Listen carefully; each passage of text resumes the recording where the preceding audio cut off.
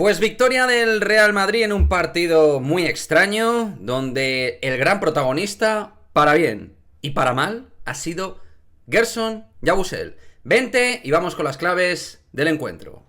Arrancamos.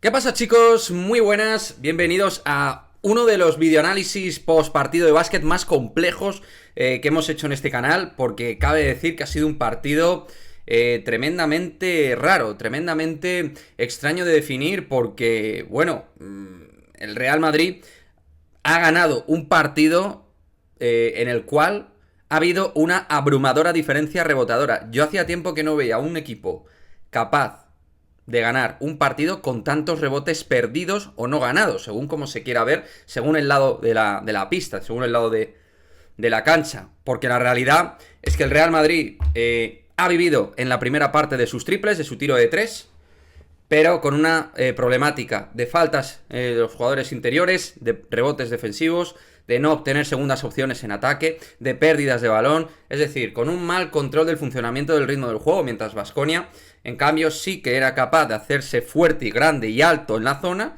y era capaz de hacer daño al Real Madrid, pero con todo y con ello, unos porcentajes absolutamente sobresalientes mantenían al equipo vivo, con acierto de tiro de 3 de Sergi Llull, del propio Gerson Yabusel, que ahora hablaremos de él, porque lo de Yabusel es capítulo aparte. Djanan Musa, que ha sido fundamental también en la victoria, pero que ha tenido la penúltima jugada para sentenciar y no lo ha conseguido. Ha sido un encuentro de cara A y cara B por parte del Real Madrid, que al final hay que decir que sacar este tipo de partidos es un auténtico plus, porque en muchos aspectos has estado realmente fatal, pero con los aspectos positivos que has obtenido te ha dado para ganar, justito, pero para ganar en una pista tan difícil como es la de Baskonia, ¿verdad?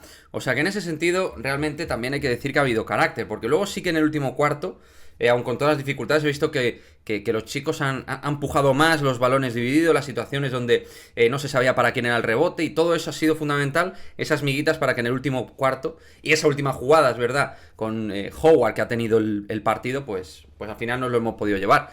Por cierto, yo en un momento determinado, parece que esta gente de Baskonia no conoce al Real Madrid. Yo veía al público ganando de 5 puntos Baskonia y parecían saltar como si que ya habían ganado el partido. Y pues al Madrid, que es el campeón de Europa, o lo rematas o te pasa esto. Lógicamente, es verdad que el año pasado se nos dio fatal Baskonia, pero el Real Madrid es un equipo superior, aun con todas las bajas que ha tenido, sin Tavares, sin Dec y sin Eliñón Ndiaye por motivos personales. Poirier 10 puntos, Sergi Llull 15 puntos, 18 para Yabusel, 13 Djanan Musa, los máximos anotadores claves a nivel ofensivo. Un Vince que, al igual que por problemas de faltas en el primer tiempo, prácticamente no aportó. Sí que en la segunda parte Poirier se pareció un poquito más a un jugador productivo del Real Madrid. En la primera parte estuvo muy mal, al igual que Yabusel en defensa, y hoy Ismaila Diagne, en cambio, ha jugado 6 minutos, pero no ha sido productivo, ha tenido problemas de faltas. Hoy el partido, pues es normal, ¿no? Es un junior, al final tiene que crecer mucho a nivel de juego, y lógicamente, pues había mucha expectativa con lo que podía aportar. Y yo tenía ganas de verle, pero la realidad es que el partido hoy le ha quedado muy, muy incómodo. También no sé si por el perfil de pivots que tiene Baskonia, que juegan más de cara, no lo sé, no conozco exactamente el motivo. Y un partido donde de verdad, incluso hasta ves que Facundo Campaso no ha estado inspirado, pero con Gerson ya también con muchos problemas, porque Mario ha estado con 4 faltas y prácticamente la segunda parte ha jugado poco porque ha hecho rápido la quinta. El control mental del Madrid por lo general ha sido malo, exceptuando los últimos minutos del partido, o sea, indecisiones, malos tiros en ciertas situaciones del partido, malas lecturas, pérdida de balón. Ha sido muy caótico el partido, de verdad, pero al final, insisto, ha sacado un partido muy complicado. Capítulo aparte, lo de Yabusel. Porque Yabusel ha sido la clave para la victoria y podía haberlo sido para la derrota. De hecho, ha habido situaciones. Ha sido tan malo su partido a nivel defensivo, sobre todo en la primera parte. Luego sí que ha corregido un poquito más, y en el último cuarto, donde el equipo ha bajado culo y ha echado hombros, ahí sí que Yabusel ha hecho mejor nivel defensivo en el 5 para 5. Pero en la primera parte hasta le han abroncado jugadores como Chacho, Rudy y Gerson. Ya le han echado bronca, porque incluso en un momento donde ni Poirier ni Diagne estaban aptos en ese momento para chus, Yabusel tenía que coger testigo de 5 y ha sido deprimente verlo en defensa, pero de 4 y de 5. O sea, ha sido nefasto. Defensivamente, Yabusel, sobre todo en la primera parte, a mí me estaba poniendo de los puñeteros nervios, lo tengo que decir así. Pero es verdad que ha estado inspirado en ataque, con tiros de 3, luego ha penetrado un poquito más, que también el partido pedía producir algo por dentro. Y la verdad toca decir que es que ha sido el MVP, ha sido estrella a nivel estadístico para que el Madrid ganara. Pero defensivamente Chus Mateo le tiene que tirar de las orejas a este chico, porque es el 4 titular del Real Madrid, y un 4 titular del Real Madrid tiene que bajar más el culo, tiene que trabajar más, tiene que tener una mayor intensidad defensiva. Porque es que si no, o sea, sí, no te da.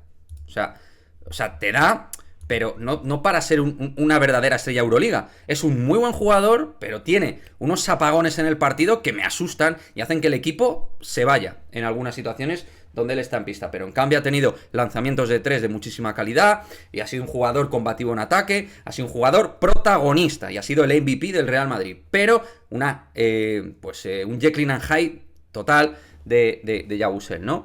Así que nada, chicos, ha sido un partido de verdad muy, muy caótico, para el espectador muy emocionante, para los entrenadores creo que ha sido una tortura, para los dos técnicos cada uno por distintas circunstancias, pero al final esos pequeños detalles, creo, de los últimos minutos en el Madrid, se ha puesto el cuchillo entre los dientes, se ha corregido mejor en defensa, ha sido la clave para al menos llevarnos un partido que baloncestísticamente en defensa pues ha sido mejorable. Creo que Baskonia en algunas situaciones no ha aprovechado el mal nivel defensivo del Real Madrid.